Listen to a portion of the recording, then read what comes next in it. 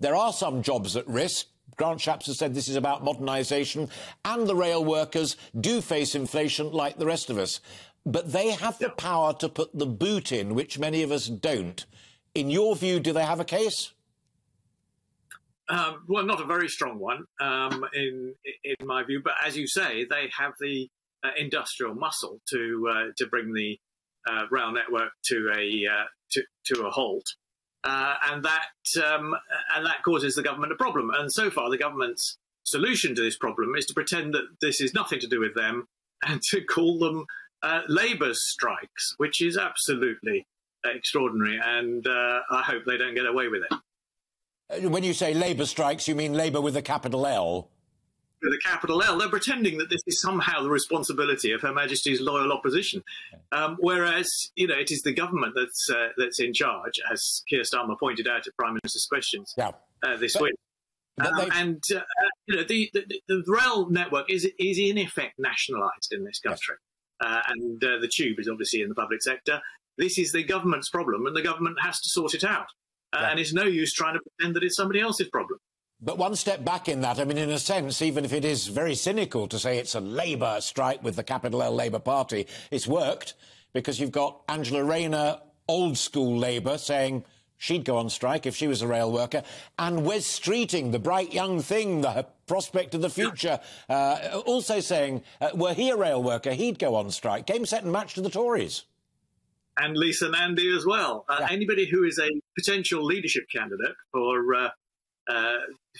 what happens if Keir Starmer gets a penalty notice for his campaigning in Durham last year, or was it the year before? I've slightly lost track now. But yeah, there's a bit of posturing going on in the Labour Party, and of course, I'm afraid the media are playing the government's game to a large extent by paying a lot of attention to it.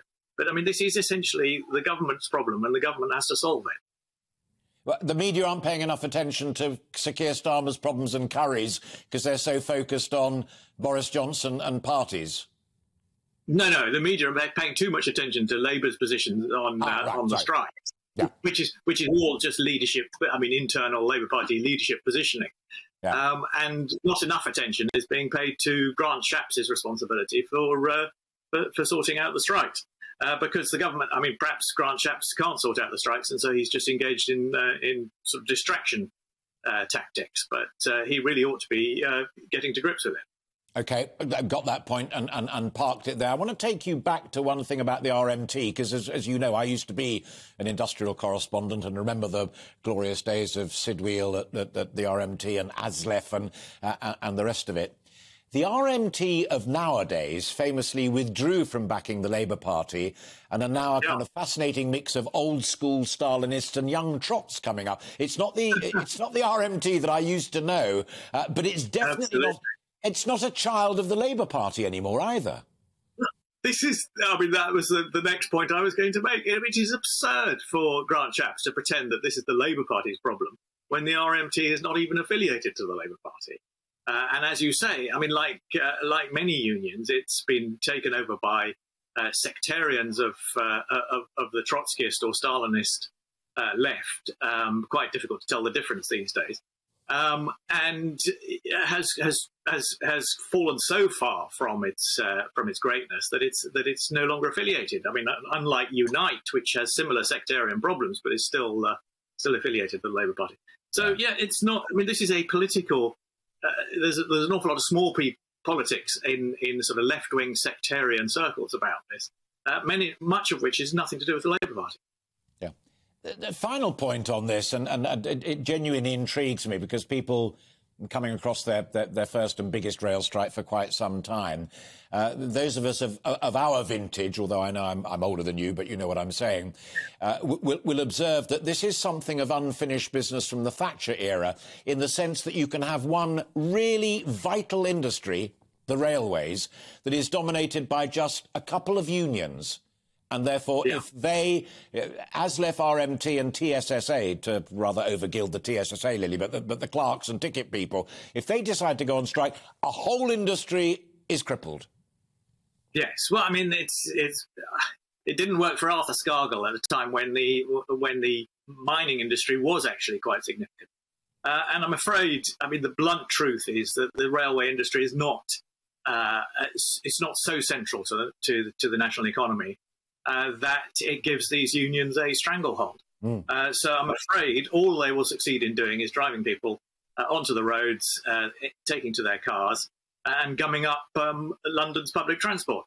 And I'm afraid that is not going to be, a heroic general strike on the model of 1926. It's not even going to be an unsuccessful Arthur Scargill miners' strike of the 1980s. It's, it is going to be unsuccessful, and therefore the government needs to make that clear at a very early stage. The final point, and briefly, John, if you'd be so kind, doesn't Sir Keir also need to make his position clearer if it does come to that? Because otherwise, whether it's a cynical media or a knife-sharpened government, he and his party and his opposition are the ones that are going to come out of it badly.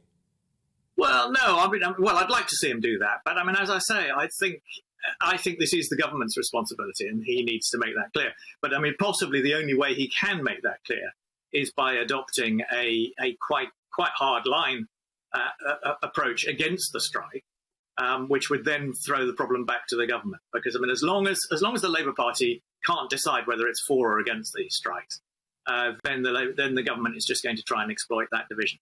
Welcome to the GB News YouTube channel. You can watch us live 24 hours a day, catch up on your favourite shows, and join in the conversation in the comments below. Don't forget to subscribe and you'll never miss any of our exclusive content.